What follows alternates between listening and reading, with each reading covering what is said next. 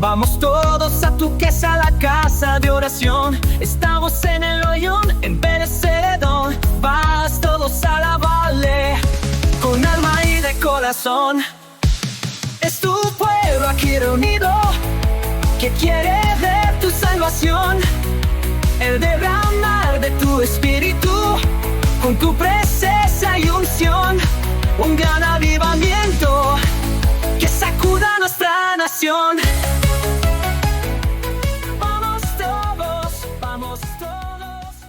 Muy buenas noches, hermanos, que el Señor los bendiga en abundancia. 6 sábados, hermanos, de la segunda vuelta.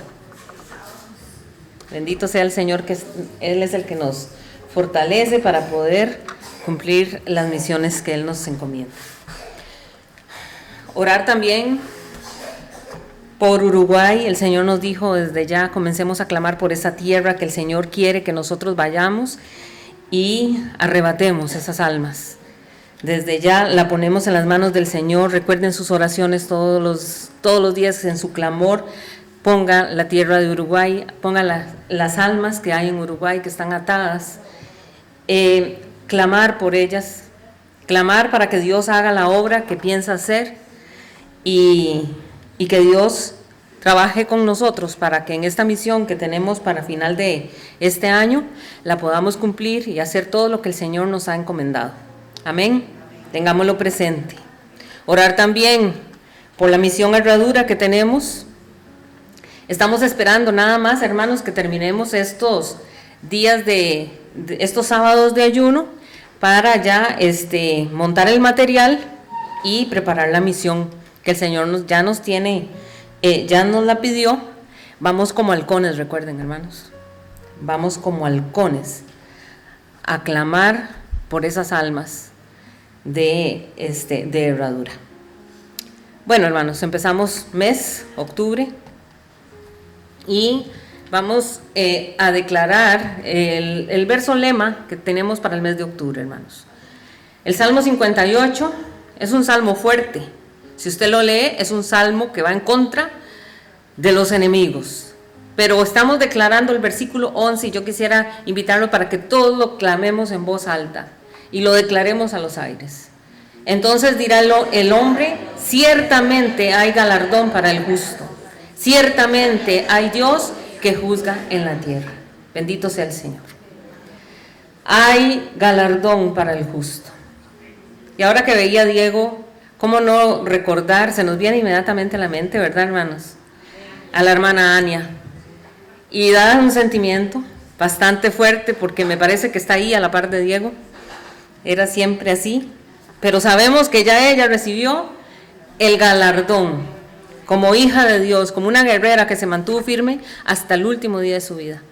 Este año 2 hermanos recibieron galardón. Don Carlos también recibió el galardón, está gozoso. Y ese es el llamado a nosotros. Pero para nosotros que estamos en la tierra, que aunque vemos que el mundo como que se levanta y como que el enemigo a veces nos hace creer que tiene más fuerza, recordemos, como dice la Escritura, ciertamente hay Dios que juzga en la tierra. Bueno, hermanos, el tema que yo les traigo para esta noche, yo le he puesto como título: cuando la fidelidad trae victoria. Cuando la fidelidad trae victoria. Deseáramos vivir de victoria en victoria. Y algunas veces el discípulo del Señor Jesús quisiera el evangelio así, solo de victorias, un evangelio cómodo, un evangelio fácil. Pero en ningún texto bíblico usted toma la Escritura y en ninguna parte de la Escritura se nos dice que es así. No se nos promete que no tengamos dificultades, no hay una sola promesa que diga que desde que aceptamos al Señor la vida va a ser de color de rosa y todo va a ser bonito. No es así, pero sí hay una promesa. La Escritura nos dice que los que quieren vivir piadosamente en Cristo Jesús padecerán persecución. Es todo lo contrario, ¿verdad? Sabemos que este mundo nos va a querer atacar. Somos enemigos del mundo. Somos enemigos del reino de las tinieblas. por ende vamos a ser perseguidos, de una o de otra manera. Lo que sí nos promete el Señor es que en ese tiempo de persecución Él estará con nosotros todos los días hasta el fin del mundo. No estamos solos, hermanos. Estamos acompañados por el Señor y sobre todo estamos viviendo los postreros tiempos, como dice la Escritura. Tiempos peligrosos. Y en estos tiempos peligrosos el Señor nos llama a nosotros a ser un pueblo fiel. Y que cuando se multiplica la adversidad en nuestra vida, cuando se nos vienen las pruebas, las dificultades, recordemos que tenemos que acudir a aquel que nos da la fuerza para seguir adelante, ¿verdad? Que nos ayuda a perseverar hasta el cumplimiento de su plan, y ese es nuestro Señor Jesucristo. Amén. Entonces, ¿cómo tiene que ser el carácter del creyente en este tiempo? ¿Cómo se nos dice que debe de ser nuestro carácter? ¿Cómo nos debemos de comportar en los tiempos difíciles? Bueno, yo quisiera invitarlos a que abran sus Biblias en el libro de Daniel. Hoy vamos a trabajar en el libro de Daniel.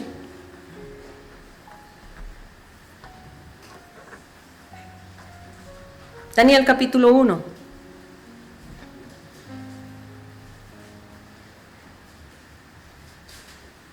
Versículos 1 y 2. Y aquí vamos a leer cómo era el imperio de Babilonia en tiempos de esta profecía, en tiempos del profeta Daniel. Ya lo hemos hablado, ya ustedes más o menos saben cómo era el imperio babilónico, pero vamos a recordarlo una vez más. ¿Ya lo tienen, hermanos? Vamos a leer los versos 1 y 2 del capítulo 1 de Daniel. Dice la palabra del Señor: en el año tercero del reinado de Joacim, rey de Judá, vino Nabucodonosor, rey de Babilonia, a Jerusalén y la sitió. Y el Señor entregó en sus manos a Joacim, rey de Judá, y parte de los utensilios de la casa de Dios, y los trajo a tierra de Sinar, a la casa de su Dios, y colocó los utensilios en la casa del tesoro de su Dios. Entonces vemos aquí que Babilonia, en este tiempo de Daniel, Babilonia se había convertido en la capital política, religiosa y comercial de todo el imperio. Era como decir su capital, era donde estaba concentrado lo más importante de este imperio. El ejército de Babilonia había vencido al ejército asirio, que era una potencia que había estado antes que él. Lograron vencerlos y entonces Babilonia se convierte en el nuevo imperio, en la nueva potencia de esa época. Y Nabucodonosor era el rey de Babilonia. Este hombre, Nabucodonosor, fue el que llevó al imperio a su máxima expansión. En manos del rey Nabucodonosor es que Babilonia logra todas estas proezas. Y entonces, como estaba en su mayor apogeo, en su mayor fuerza, decide invadir Jerusalén. Y lo hace. Y somete al pueblo de Judá. Esto marca entonces el inicio del exilio babilónico que leemos en las Escrituras. Cómo es el pueblo de Judá exiliado a Babilonia. Uno de los momentos más dolorosos en la historia de Israel. Esto fue un golpe muy fuerte para Israel. Y aunque parece que Babilonia fue más fuerte que Judá, parece como que lo venció, el texto nos hace una aclaración muy válida. Dice la Escritura que fue el Señor el que entregó en sus manos a Joacim. ¿Vieron? El Señor, Dios Todopoderoso, decidió entregar a Judá a los babilonios. Es decir, la derrota no fue una casualidad. La derrota no fue simplemente poder humano. Es que los babilonios eran muy fuertes y lograron vencerlos. No. Esta derrota era parte del plan soberano del Dios Todopoderoso. Y uno a veces dice, qué extraño, ¿cómo pasan estas cosas? ¿Por qué? Y esto nos suena a nosotros, ¿verdad? ¿Por qué pasan en nuestra vida cosas tan extrañas si yo trato de servir al Señor, si yo trato de vivir una vida en rectitud? ¿Por qué me están sucediendo estas cosas? Bueno, a veces no lo entendemos, pero el plan del Señor, déjeme decirle, es perfecto. El pueblo había sido desobediente. Judá se había alejado del Señor. Y entonces Dios permite el exilio como disciplina, una exhortación, una llamada de atención al pueblo del Señor. Entonces ahora uno sí entiende el panorama. ¿Por qué fue que el Señor permitió eso? Y es que el Señor, al que ama, corrige. Y si somos hijos del Señor, tenemos que entender que a veces el Señor nos corrige porque nos ama. No quiere que ninguno se pierda. Amén. Entonces, en su desobediencia, el pueblo fue humillado.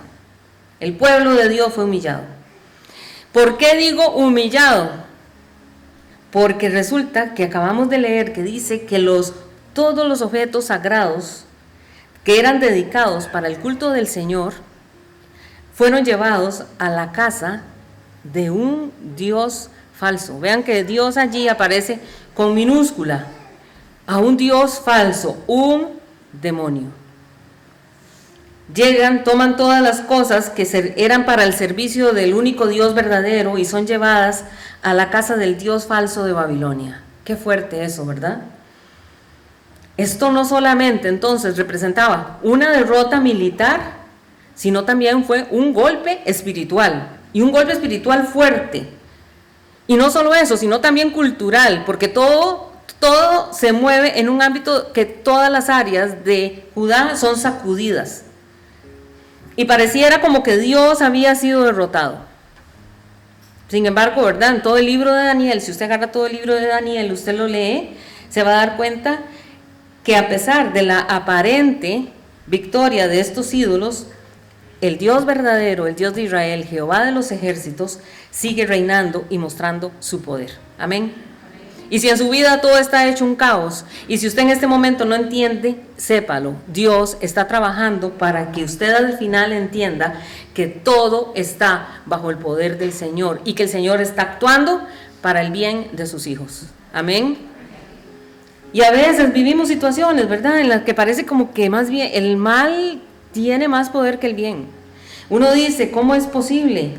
Siento como que yo perdí el control de mi vida y Dios como que también lo perdió.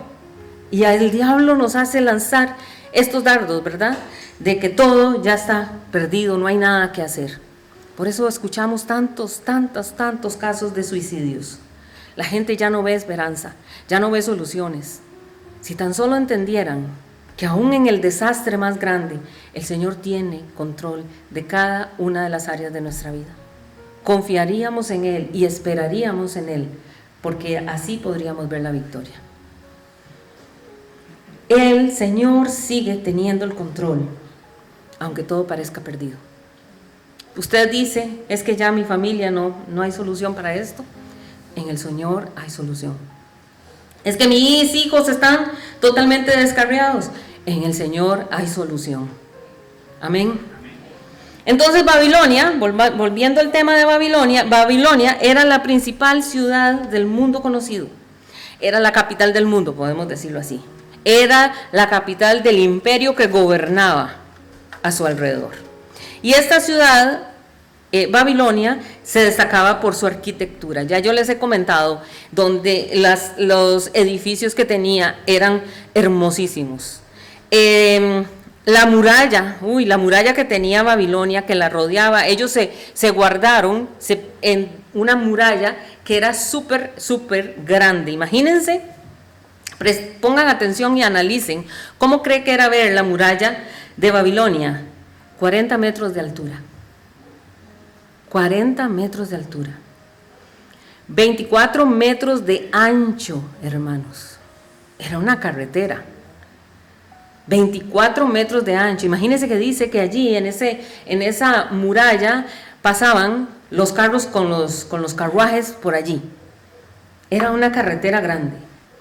Y no solamente se veían esos 40 metros de altura, sino que debajo de la tierra habían 11 metros hacia abajo enterrados. ¿Para qué? Para que los enemigos no pudieran hacer túneles y pasar a la ciudad. O sea, era increíble ver eso. No solamente estaban guardados por esa muralla, sino que también tenían 250 torres de vigilancia que estaban estratégicamente ubicadas para proteger la ciudad. Y en la parte de afuera de la muralla, había un foso con agua del río Éufrates. Entonces no había forma. ¿Cómo hacía uno? No había forma de poder traspasar esa muralla y llegar a la ciudad de Babilonia para atacarla. Ellos se sentían súper poderosos. Era un lugar muy lindo, ya se los he comentado, ¿verdad? Recordemos, ahí estaban los famosos jardines colgantes de Babilonia, que todavía hoy la gente los comenta cómo eran esos jardines. Una de las 7 maravillas del mundo eran los jardines colgantes de Babilonia. Era precioso esos jardines. Pero eso era lo bonito. Pero resulta que Babilonia también era el centro idolátrico del imperio. Ahí estaba concentrada toda la idolatría del imperio.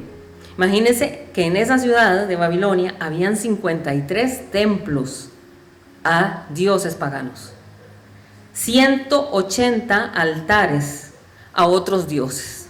O sea, usted donde quiera había cultos a estos demonios, donde quiera que usted mirara. Allí estaba el gran templo de Marduk, el que era el principal dios del panteón babilónico. Y este templo, que era súper imponente, imagínense que estaba construido por completo de oro por dentro, el templo de Marduk. Y Daniel y un grupo de jóvenes hebreos estaban en medio de todo eso. Porque recordarán ustedes que estos muchachos son tomados de Judá. Ya yo se los he comentado que Nabucodonosor dice, tráiganse a la gente, pero no se traigan toda. No se traigan toda la gente. A la gente enferma, a la gente con discapacidad, a la gente viejilla, a la que ya no se podía, no era como de provecho sacarle, déjenla ahí. Tráiganse a lo mejor. Y en especial vayan y recojan a los más importantes. Entonces, los médicos, a los arquitectos, toda esta gente era la principal, era la que se llevaban de primero. Entonces, entre ese grupo se fueron unos jóvenes y entre ellos iba Daniel. Leamos los versos 3 al 6. Y dijo el rey a Aspenaz, jefe de los eunucos, que trajese de los hijos de Israel, del linaje real de los príncipes. Oigan de dónde venía estos muchachos. Voy a leer de nuevo el verso 3. Le dice a Aspenaz, el jefe de los eunucos, que trajese de los hijos de Israel, del linaje real de los príncipes. O sea, estos muchachos no eran muchachos del pueblo, eran de la realeza. Dice, muchachos en quienes no hubiese tacha alguna, de buen parecer, enseñados en toda sabiduría, sabios en ciencia y de buen entendimiento, e idóneos para estar en el palacio del rey, y que les enseñase las letras y la lengua de los caldeos.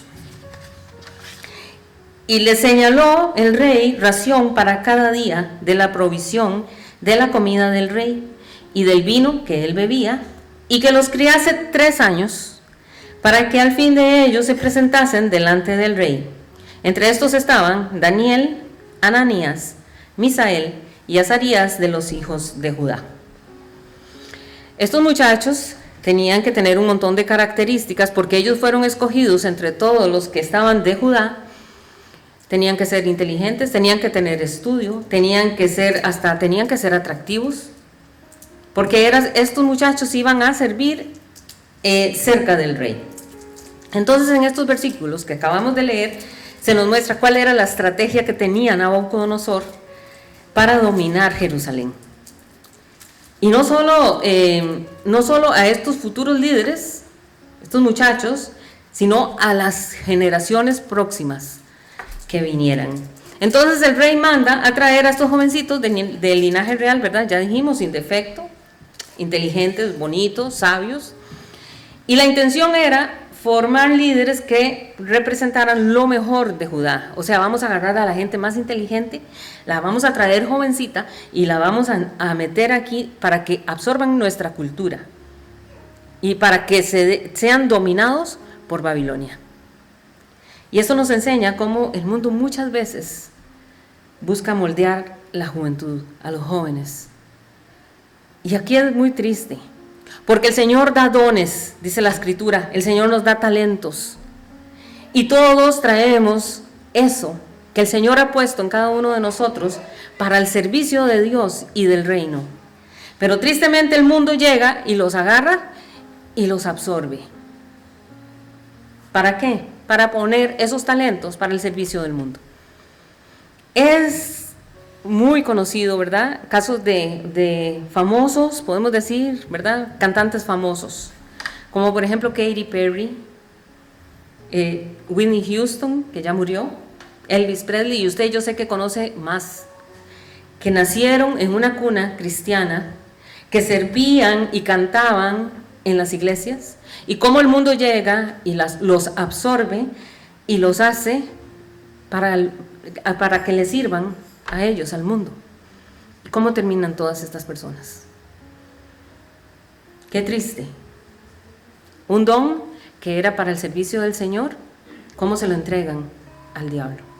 Y después el enemigo le pasa la factura. Y vemos cómo terminan todas estas personas.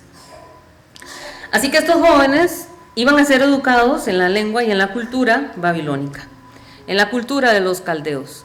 Porque si decimos Babilonia y Caldea es lo mismo. Entonces iban a tener acceso a lo mejor, a la comida y a la bebida del rey. Ellos iban a ser muy bien alimentados, entre comillas, con lo mejor de Babilonia. El propósito era cambiarles la identidad, cambiarles la cultura, cambiarles la fe, para que se convirtieran en instrumentos al servicio del imperio. Usted sabe lo que es agarrar uno de los mejores muchachos de una nación, a los más sabios, a los más inteligentes. Estos muchachos, ¿verdad?, que estudian digamos que los de los colegios científicos, agarrarlos a todos esos y llevarlos y aprovecharse y sacar de ellos expertos en todas las áreas. Ese era el plan que tenía Babilonia. Y esta formación iba a durar 3 años. Porque al final de estos 3 años de estudio, iban a ser presentados ante el rey. Era un plan estratégico, un plan muy bien planificado. ¿Para qué? Para conquistar no solo al pueblo, sino para poder asimilarlo y que ellos pudieran asimilar toda la cosmovisión babilónica. Y entonces aquí aparecen los protagonistas, como acabamos de leer: Daniel, Ananías, Misael y Azarías. De todo el grupo de jóvenes hebreos, estos sobresalen. Y aquí vamos a hacer un paréntesis para ver qué significan estos nombres. Porque cuando estos muchachos llegan a la tierra de Babilonia, lo primero que hacen es cambiarles el nombre. Una estrategia. Les quitan su identidad. Daniel era su nombre hebreo, y es cambiado por Beltasar. Daniel significa Dios es mi juez. Dios es mi juez. ¿Qué quería decir ese nombre, Daniel? Significaba que su vida y su destino estaban bajo la autoridad de Dios. Y eso reflejaba la confianza que tenía este muchacho en Dios mismo. Pero resulta que vienen y los de Babilonia le ponen por nombre Beltasar. Y Beltasar sacan este nombre de un dios pagano babilónico, el dios Bel. Beltasar significa protege al rey. Qué fuerte. Después de llamarse uno Dios es mi juez, ahora que lo nombren, protege al rey. ¿A cuál rey? A Nabucodonosor. Este nombre buscaba asociarlo al dios Bel y a Nabucodonosor, imagínense. Y estaban intentando reemplazar la identidad y la lealtad que él tenía al Dios de Israel. El segundo, Ananías. Ese era su nombre hebreo, Ananías. Significaba Jehová es misericordioso. Este nombre lo que recordaba era la bondad y la fidelidad de Dios hacia su pueblo. Ananías. Pero vienen y le ponen un nombre babilónico, Sadrach. Sadrach probablemente, dicen los estudiosos, fue derivado de Sadrach, un dios babilónico, que era de ahí se derivaba la palabra, de la palabra Sin, que es el dios luna babilónico, y Aku, que era otro dios. Esto pretendían que la identidad y la lealtad se alinearan con la cultura y con la religión babilónica, y que así olvidara quién era su Dios. Misael. A Misael le ponen Mesac. Misael significa ¿quién como Dios? ¿Quién como Dios? O sea, aquí cada vez que decían su nombre estaban expresando la exclusividad del Dios de Israel. Él es el único Dios verdadero. Amén. Amén. Pero aquí, entonces, le ponen Mesac. ¿Y saben qué significa Mesac? Esto fue una burla. ¿Quién como Aku? Imagínense. ¿Quién como este Dios babilónico? Esto era un intento como para minimizar la identidad hebrea y quitarla por completo. Y proclamar, que dejaran de proclamar que solo el Dios de Israel era el único Dios verdadero. Y entonces estos muchachos tuvieron que soportar todo esto. Y el cuarto fue Azarías. A Azarías le ponen como nombre Abed-nego. Azarías significa Jehová ha ayudado. Y esto, cada vez que él decía su nombre, Jehová ha ayudado, le estaba diciendo, Jehová, tú eres nuestra fuerza y nuestra protección. Todo esto viene de nuestro Dios. Y le ponen Abed-nego, que significa siervo de Nego, otro dios babilónico.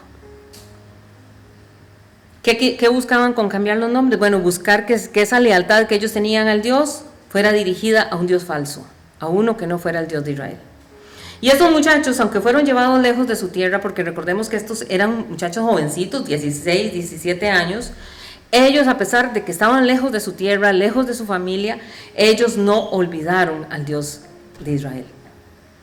Y el mundo de hoy, hermanos, al igual que Babilonia, está buscando formar la mentalidad de las generaciones pequeñitas y estos chiquitos que van y estos jovencitos adolescentes. El mundo está tratando de cambiarles su mentalidad, imponiendo valores contrarios por completo a la fe. ¿Y quién me dice a mí que lo que yo estoy diciendo es falso? Todo se ha vuelto al revés. Estamos viviendo en un mundo que todo está al revés. Dijo Isaías que a lo bueno llamarían malo y a lo malo llamarían bueno, y estamos en estos tiempos. Si usted levanta su voz para hablar en contra del aborto, usted está mal. Porque la mujer tiene derecho a su cuerpo, porque nadie tiene que meterse con el cuerpo ajeno. Si usted está en contra de todo este movimiento progre, es que usted está ya con una mentalidad totalmente opuesta. Usted ya tiene que cambiarla, usted ya es una mentalidad totalmente obsoleta, sus pensamientos ya no calzan. Hay que aceptar a todos.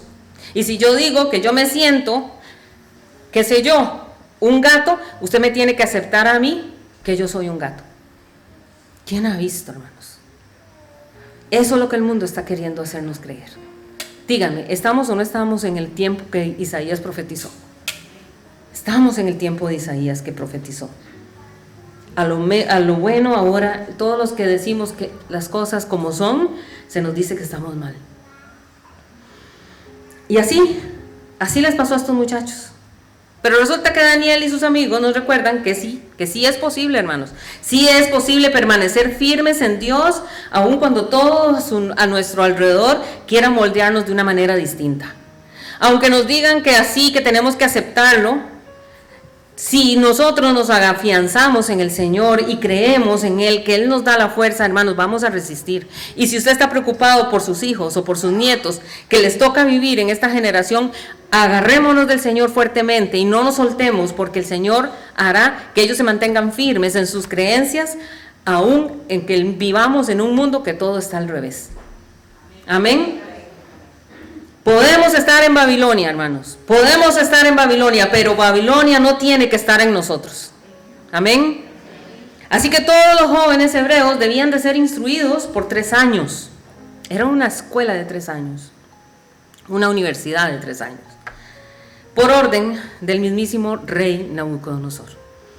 Y la Biblia empieza a destacar entonces la actitud de Daniel. Comienza a sobresalir este muchacho sobre los demás. Porque vean que en el versículo que vamos a leer, el versículo 8, dice que Daniel no quiso contaminarse. Vean lo que dice el verso 8.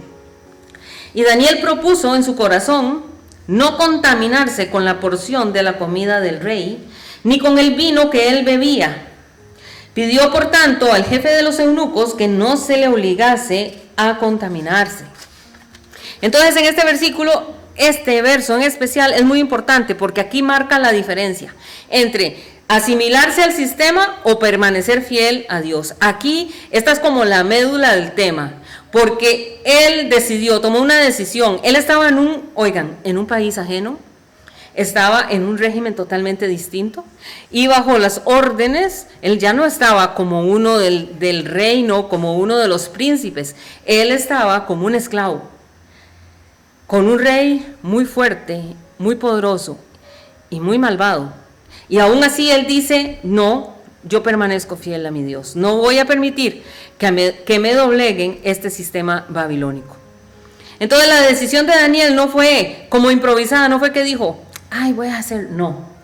Tampoco fue externa, no fue que él dijo, es que la comida como que la veo como que no me gusta. Tampoco fue eso. Sino que esta decisión nació en su interior, salió desde adentro, nacida desde lo más profundo de su ser. Porque la fidelidad, hermanos, déjeme decirle, comienza en el corazón. Antes de que usted la exprese con alguna acción, la fidelidad a Dios debe de nacer de su corazón. No hay cosa más difícil que lo obliguen a uno a hacer algo que usted no quiere. ¿Verdad que sí? Aunque sea bueno. Vamos y le ayudamos a arreglar una casa de una persona que se le está cayendo. Si a usted le nace, usted lo hace con gusto. Pero si es obligado, si a usted no le nació, es difícil. La fidelidad al Señor tiene que nacer del corazón. No puede ser impuesta por un agente externo.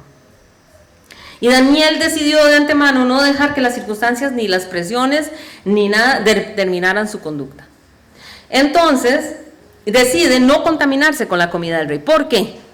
Ahora, ¿por qué si habían tantas cosas? ¿Por qué Daniel primero que se revela, podemos decirlo, es contra la comida? ¿Por qué? Bueno, hay muchas razones. Primero, porque la comida no cumplía con las leyes dietéticas de Israel. Israel tiene ciertas normas de cómo deben de ser los alimentos. Otro punto también es porque esta comida estaba ofrecida a ídolos o representaban participar de un estilo de vida pagano. Pero más allá de la comida en sí, ¿verdad? El punto es que Daniel se negó a comprometer su fe para agradar al rey.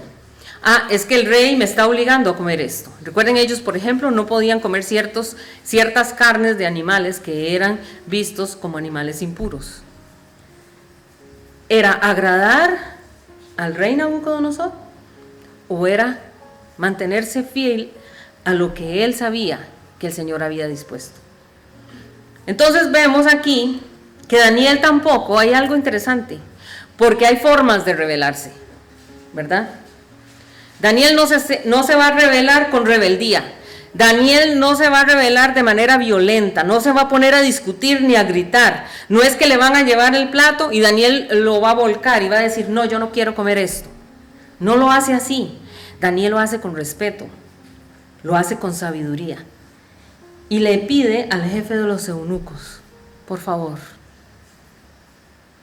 yo no puedo comer eso. Y nosotros como Daniel también debemos de proponer en nuestro corazón ser fieles a Dios y ser sabios para poder decir no cuando tenemos que decir no, pero no hacerlo de manera rebelde, sino sabiamente. Entonces Daniel entendió que hasta lo que comía tenía que honrar a Dios. Y de la misma forma los cristianos estamos llamados a glorificar a Dios en cada área de nuestra vida, hermanos. No es que glorificamos al Señor solo el día que nosotros nos reunimos. Tenemos que glorificar a Dios en el trabajo. Tenemos que glorificar al Señor en la casa, en la familia, donde estemos. En cada momento de nuestra vida estar glorificando al Señor. Daniel estaba muy lejos de su tierra. Daniel no tenía cerca a sus papás. Daniel no tenía el templo para recordar al Dios de Israel, pero sabía que Dios estaba con él. Y nuestra fe debe de sostenerse aún cuando nosotros estemos solos, hermanos. Aún estando solos tenemos que honrar a Dios. Ahora, el término hebreo usado aquí para contaminarse viene así, se traduce como ensuciarse, profanar, hacerse ritualmente impuro. Y ya le digo, esto se debe probablemente a que estos alimentos, Daniel los vio, eran prohibidos por la ley judía. O porque eran ofrecidos a dioses, ¿verdad? Entonces, dentro de la mente hebrea, la limpieza ritual era fundamental para poder entrar al templo. Y esto tristemente decae porque en Israel se levanta un movimiento religioso, el fariseísmo. El fariseísmo, ¿verdad? Que decían que se preocupaban más, era comer, si había que lavarse muy bien las manos un montón de veces antes de comer, y no se preocupaban de las cosas que estaban haciendo, que realmente estaban ensuciándose por dentro. Eso fue lo que sucedió. Y Daniel, siendo jovencito, tomó esa decisión. Aunque no había templo en Babilonia, aunque no había sacerdocio, aunque no estaban sus papás, él decide ser fiel a Dios. Ahora, la fidelidad de Daniel le trae recompensas. Y recordemos esto porque esto nos habla a nosotros también. Leamos el verso 9. Y puso a Daniel en gracia y en buena voluntad con el jefe de los eunucos. Y en este versículo 9 nosotros vemos aquí la respuesta de Dios a la decisión que había tomado Daniel. Porque no fue simplemente que Daniel era simpático. Ay, es que vieras qué simpático que es este muchacho. Ay, le voy a hacer caso. No. O que el jefe de los eunucos era muy, viera qué fácil, uno le dice 2 palabras y él acepta. No era eso. El texto bíblico dice claramente que puso Dios a Daniel en gracia. Vean, ¿usted tiene problemas en su trabajo? ¿Usted está sufriendo persecución?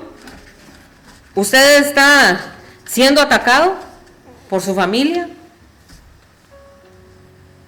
No sé, por algún grupo social.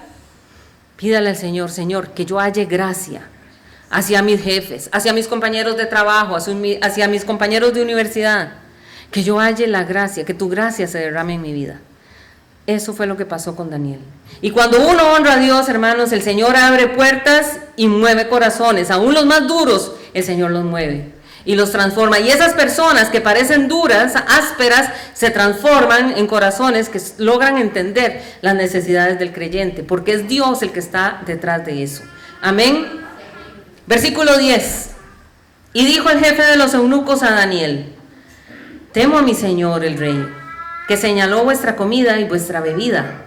Pues luego que él vea vuestros rostros más pálidos que los de los muchachos que son semejantes a vosotros, condenaréis para con él mi cabeza.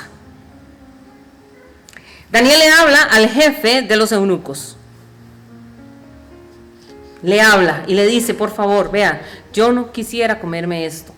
Y el jefe de los eunucos lo ve con agrado, porque no pudo haberlo castigado. Pero le dice: vea, es que yo le tengo demasiado miedo al rey Nabucodonosor. Y yo sé que si algo pasa, el que va a salir muy mal seré yo. Inclusive, pues me pueden mandar a matar por haber desobedecido. Es un riesgo, le dice, es un riesgo desobedecerle al rey. Para mí, le dice el jefe de los eunucos, para mí es más importante cuidar mi vida. Y para yo poder cuidar mi vida, yo tengo que cumplir las órdenes de Nabucodonosor. Pero Daniel Mientras tanto, estaba entendiendo que para él lo más importante era no contaminarse delante de Dios. Y entonces vemos aquí un contraste, ¿verdad? Hay dos perspectivas. La humana, temor a las consecuencias. Ay, es que yo no sé si hablar. Es que si yo le digo eso y si me hacen mala cara. Y usted siente en su corazón, en su espíritu, háblele del Señor a esa persona está necesitando una palabra. Y si usted dice, es que no, mejor no me animo, porque es que si me dice algo, si se enoja. Esa es la perspectiva humana. Y está la espiritual. Cuando hay un temor reverente a Dios, usted dice, no sé, pero yo necesito obedecer más al Señor que lo que me pueda pasar. Y ahí está la diferencia. Versos 11 al 13. Entonces dijo Daniel a Melzar, que estaba puesto por el jefe de los eunucos sobre Daniel, Ananías, Misael y Azarías: te ruego que hagas la prueba con tus siervos por 10 días y nos den legumbres a comer y agua a beber. Compara luego nuestros rostros con los rostros de los muchachos que comen de la ración de la comida del rey, y haz después con tus siervos según veas. Entonces Daniel había hablado con el jefe de los eunucos, que se llamaba Aspenaz. Y Aspenaz le dice, vea, yo quisiera ayudarlo, pero le tengo mucho miedo al rey, yo mejor no me meto. Entonces Daniel no se revela a la autoridad, sino que entonces piensa, ¿qué debo de hacer? Y le viene una respuesta sabia, y entonces de una manera muy respetuosa, dice, le habla a Melzar. Melzar era un eunuco que había sido puesto por Aspenaz para que cuidara a los muchachos hebreos. Entonces le dice, por favor, yo no quiero comer eso, danos por 10 días, hagamos la prueba por 10 días. Danos de beber agua y danos de comer legumbres. Y después de esos 10 días usted decide qué hace con nosotros. Un tiempito corto, un tiempito razonable. En 10 días ya él podía ver la diferencia. Porque Daniel necesitaba ser fiel a Dios. Y esto nos enseña que la fe no se impone con violencia, hermanos, sino confiando en que Dios va a respaldar nuestra obediencia. ¿Entienden? Nosotros tenemos que ser obedientes al Señor, haciendo lo que Él nos diga, pero con sabiduría, no a la fuerza, no imponiendo, no a los gritos. Versículos 14 al 16. Y consintió pues con ellos en esto, y probó con ellos 10 días. Y al cabo de los 10 días pareció el rostro de ellos mejor y más robusto que el de los otros muchachos que comían de la porción de la comida del rey. Así pues Melzar se llevaba la porción de la comida de ellos y el vino que habían de beber y les daba legumbres. Entonces Daniel perseveró a pesar del obstáculo inicial. El jefe de los eunucos le dijo no. Aspenaz, el jefe principal, no. Este hombre tenía la formación y el cuidado de estos muchachos israelitas que habían sido llevados al exilio, todos en este grupo. El rol de Aspenaz era cumplir las órdenes de Nabucodonosor. Él era el que le tenía que dar cuentas a Nabucodonosor y tenía que asegurarse de que estos muchachos fueran educados en la lengua y en la cultura caldea, y tenían que prepararlos para servir en la corte a la par de Nabucodonosor. En otras palabras, era como decir, Aspenaz era un funcionario de alto rango en la administración real, encargado de supervisar, digamos, esta escuela que ellos iban a llevar.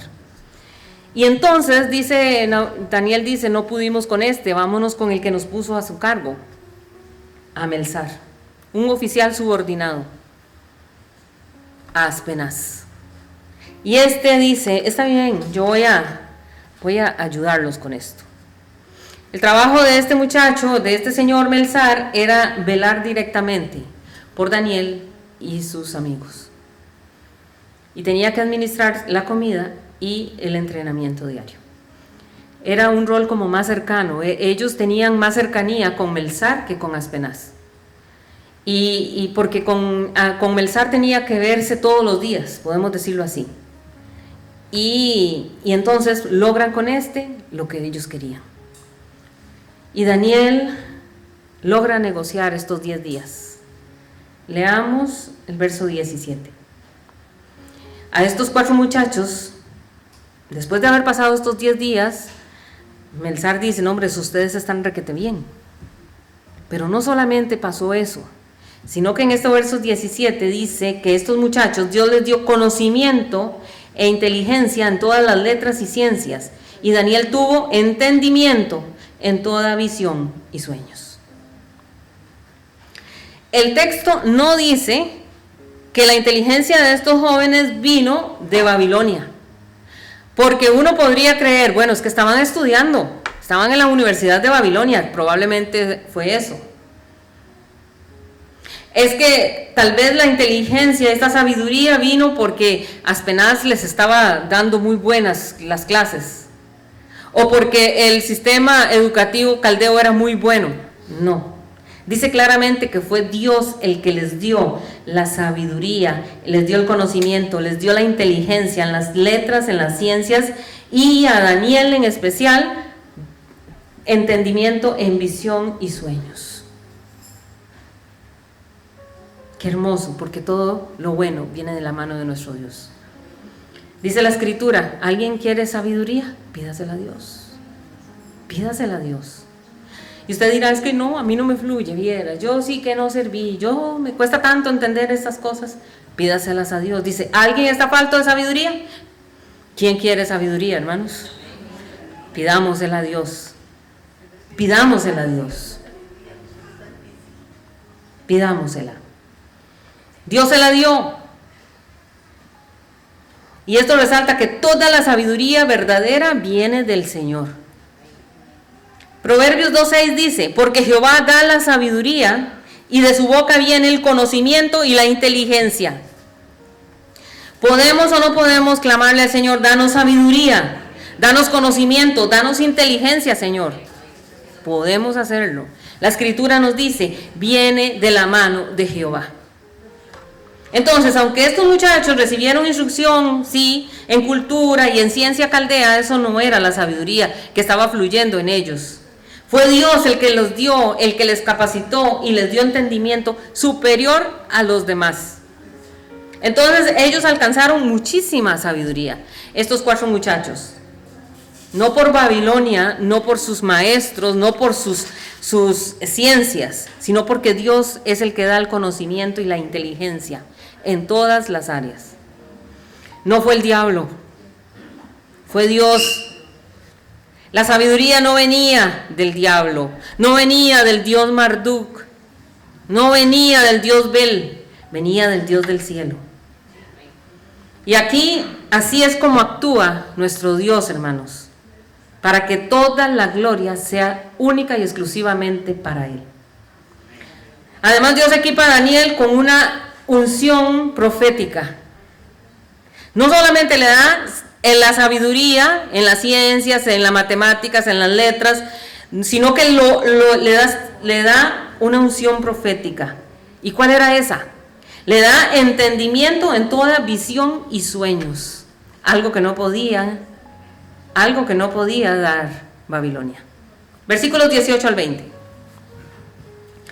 Pasados pues los días, al fin de los cuales había dicho el rey que los trajesen, ya habían pasado 3 años, hermanos. El jefe de los eunucos los trajo delante de Nabucodonosor. Y el rey habló con ellos, y no fueron hallados entre todos ellos otros como Daniel, Ananías, Misael y Azarías. Así pues estuvieron delante del rey en todo asunto de sabiduría e inteligencia que el rey les consultó. Los halló 10 veces mejores que todos los magos y astrólogos que habían en todo su reino. Sabiduría 10 veces más grande que los demás. Entonces, pasan estos 3 años y llega el momento de hacer, como decir, el examen final. Y el examen final no era delante de Aspenaz, no era tampoco delante de Melzar. El que los iba a evaluar era el rey Nabucodonosor mismo. ¿Se imaginan? Esto aquí resalta entonces la magnitud de la prueba. Era una prueba bien difícil, bien seria, un examen frente a la máxima autoridad del imperio babilónico. Y entre todos los jóvenes entrenados, ninguno sobresalió más que estos 4 muchachos. Los 4 muchachos que habían dispuesto en su corazón no contaminarse. Entonces la diferencia no estaba en la apariencia ni en el esfuerzo humano. La diferencia estaba en el respaldo de Dios. Hermanos, si usted tiene el respaldo del Señor, usted verá que puertas que parece que han estado cerradas por muchos años para mucha gente, se abren en el nombre de Jesús. La fidelidad en lo pequeño, o sea, en no contaminarse con la comida, les trajo un fruto visible. Fue un fruto tan visible que fue reconocido incluso por un rey pagano. Es que el rey se asombró, dijo, esto es increíble, estos muchachos son 10 veces más inteligentes que los demás. Los vio mejores en sabiduría, en inteligencia, que todos los magos y astrólogos de Babilonia. O sea, no solamente estamos diciendo que fueron 10 veces más inteligentes que los demás muchachos, sino que de los mejores de Babilonia, estos superaban por 10. Esto nos muestra a nosotros la supremacía de la sabiduría de Dios, hermanos. La sabiduría humana no se compara con la del Señor. No se puede comparar la sabiduría de Dios con las artes ocultas de los caldeos, con las brujerías, las hechicerías, con las magias que hacían los caldeos. Y esto no era una ventaja pequeña, hermanos. Esto fue una diferencia abrumadora. Fue increíble. Esta gente tenía todas las cartas a su favor. Entonces, quienes se mantienen firmes en Dios, hermanos, terminan destacando. Porque el Señor respalda más allá de lo humano, hermanos. Puede ser que usted diga, es que yo no soy muy inteligente. Hay gente tal vez en la compañía en la que yo trabajo que es más inteligente que yo, que es más capaz que yo. Pero ¿dónde está la diferencia, hermanos?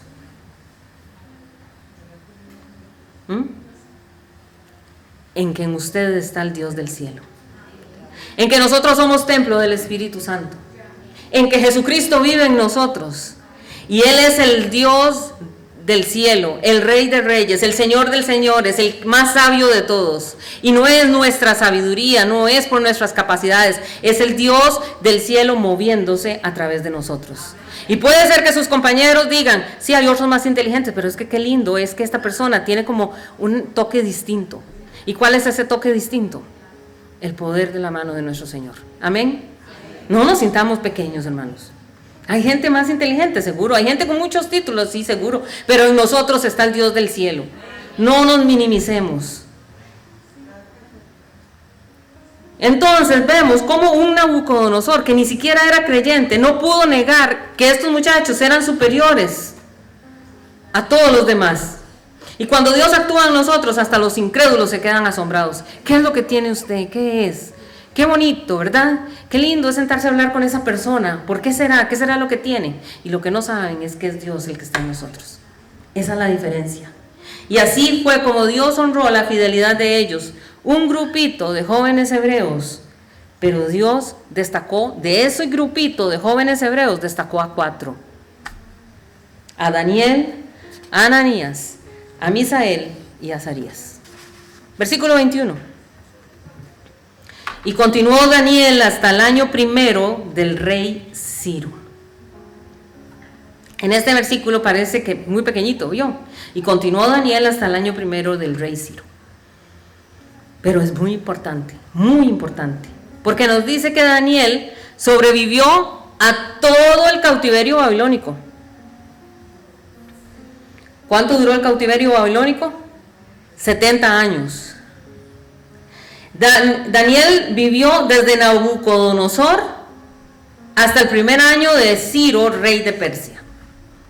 Entonces Daniel fue llevado cautivo siendo jovencito. Ya les dije, probablemente estos muchachos andaban entre los 14 y 17 años. Por ahí andaban estos muchachitos. Y dice que permaneció en Babilonia 70 años aproximadamente. Lo que significa que al llegar el tiempo de Ciro andaba por los 80 y tantos. Y Daniel estuvo activo durante 70 años aproximadamente, siendo testigo del cumplimiento de la profecía del profeta Jeremías sobre el regreso de los judíos. En Jeremías 25, 11, 12, dice así, el verso 11, dice así, en Jeremías 25, la promesa: toda esta tierra será puesta en ruinas y en espanto, y servirán estas naciones al rey de Babilonia 70 años. Este fue el cautiverio, una profecía que se cumplió tal cual. Y Daniel sobrevivió hasta el tiempo en que Ciro es el que da el decreto, el rey Ciro, para que los judíos regresen a Jerusalén. Como dice Esdras 1, del 1 al 3. Y vean la profecía dada por el profeta Esdras. En el primer año de Ciro, rey de Persia, para que se cumpliese la palabra de Jehová por boca de Jeremías, la que acabamos de leer, despertó Jehová el espíritu de Ciro, rey de Persia, el cual hizo pregonar la palabra y también por escrito por todo su reino diciendo. ¿Y qué fue lo que dijo Ciro? Dijo así: así ha dicho Ciro, rey de Persia. Un rey de Persia, un rey pagano. Y vean lo que dijo: Jehová, el Dios de los cielos, me ha dado todos los reinos de la tierra y me ha mandado que le edifique casa en Jerusalén, que está en Judá. Quien haya entre vosotros de su pueblo, o sea, judío, sea Dios con él y suba a Jerusalén, que está en Judá, y edifique la casa de Jehová, el Dios de Israel, porque él es Dios, la cual está en Jerusalén. ¿Quién es el que gobierna todas las cosas, hermanos? Dios es el que gobierna todo. Dios está por encima de príncipes, de reyes, de presidentes. Dios está por encima de todo y de todos. Y tocó a un hombre, a un rey pagano, y le dijo: ya es hora, ya es hora. Dios permitió que Nabucodonosor viniera y se llevara a Judá. Pero cuando era el tiempo, ya se había cumplido la misma palabra del Señor, Dios le dice a Ciro, un rey pagano, persa, le dice: ya es hora de que mi pueblo salga de aquí y se vaya nuevamente a su tierra. Vayan y edifiquen casa a Dios. Y Daniel fue testigo ocular. A Daniel nadie le contó. Daniel dio la profecía completa, desde que entró Nabucodonosor y se los llevó hasta que Ciro dio la orden. Bendito sea el Señor.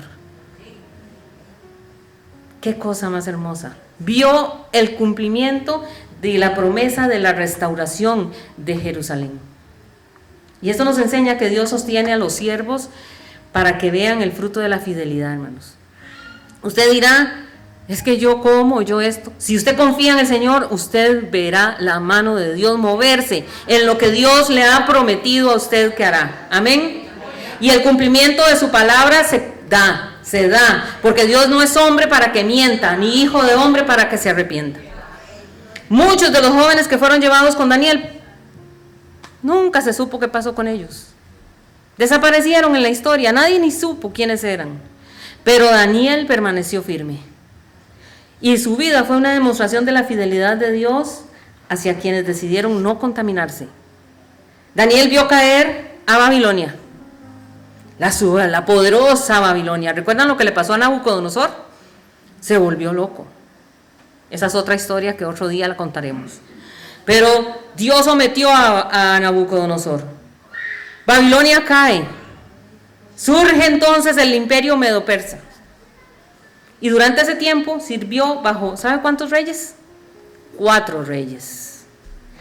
Daniel sirvió para Nabucodonosor, el gran conquistador de Babilonia. Sirvió para Belsasar, que fue el último rey caldeo. Sirvió para Darío el Medo y para Ciro el de Persa. Esto nos muestra a nosotros, hermanos, que Daniel fue un testigo vivo de la caída de un imperio y del surgimiento de otro. Y Daniel veía eso y decía: yo sé, mi esperanza está puesta, porque yo sé que en 70 años el Señor nos sacará de aquí. Entonces, ¿qué vemos aquí, hermanos? ¿Qué nos enseña esto? ¿Qué nos dice a nosotros esto hoy? Hermanos, que aunque los reinos de los hombres pasen, el siervo de Dios permanece, porque su confianza no está en los reyes de esta tierra, su confianza está en el Rey eterno. Amén. Y que los reyes pueden ser removidos del trono, ahora se sienten señorones. Y estas leyes Y estos que tenemos ahora como jefes se sentirán señorones, pero llegará el momento en que son quitados y olvidados. Pero Daniel continuaba en la corte real, porque quien lo sostenía no eran los hombres, no eran estos reyes, era Dios. Y el Señor recompensa la fidelidad de sus hijos. Es que el Señor fortalece realmente y guarda a aquel cuyo corazón decide ser fiel a Dios. Usted decidió, el Señor está con usted. En medio de las dificultades, la mano del Señor va a actuar a su favor, créalo. El Señor va a actuar al favor suyo. Al final vamos a ver la mano de Dios recompensar a aquel cuyo corazón es recto, hermanos. El Señor lo hizo con Daniel, el Señor puede hacerlo con nosotros también. Amén. Porque lo que parecía una derrota, díganme si no, iniciamos con una derrota total. Fueron llevados los utensilios del templo del Señor, se llevaron a toda la gente como exiliados, como encarcelados, iban atados en humillación total. Pero fue un cambio lo que hizo el Señor después. El inicio de una etapa en la que Dios iba a mostrar su gloria en medio de un pueblo pagano, Babilonia, usando a Daniel y a sus compañeros como testimonios. Entonces, ¿qué conclusiones podemos sacar de esta experiencia, de estos muchachos?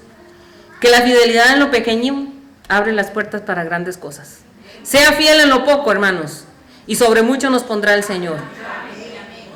Que la obediencia trae gracia, trae respaldo y trae sabiduría sobrenatural porque viene de la mano de nuestro Dios. Amén. Que el que se mantiene firme en Dios, aunque todo a su alrededor cambie, permanece porque su vida está sostenida por el Rey de Reyes y Señor de Señores. Y que esta palabra entonces nos invite a nosotros, hermanos, a confiar en que incluso en los tiempos de crisis en los que estamos viviendo, Dios tiene un propósito mayor para cada uno de nosotros. ¿Y saben qué? Nuestro Dios no ha dejado de reinar. Leímos cómo cayeron reinos, cómo cayeron reyes, pero nuestro Dios permanece en su trono sentado, y Él es el que sostiene todo en nuestro alrededor, hasta nuestra vida misma. Mi vida está escondida en Cristo, la suya también. Ahora entonces, ¿por qué no lo alabamos? Porque sabemos que lo que viene para nosotros es grande, hermanos. Lo que viene para nosotros es grande. Gracias, Padre Santo. Gracias, Señor, porque entendemos que tú eres el Dios que nos cuida, el Dios que nos guarda. Nuestra vida, Señor, está escondida en Cristo. Y aunque el mundo, Señor, me ataque, aunque se quieran levantar contra mí adversidades que yo a veces no entiendo y creo que el maligno va ganando, en que para mí no hay esperanza, si yo miro en tu palabra, yo sé que detrás de todo esto hay un plan para mi bien. Saludos, bendiciones, somos Project Team Studio Music, un proyecto de Dios y para Dios. Sigamos caminando hacia una eternidad con Dios.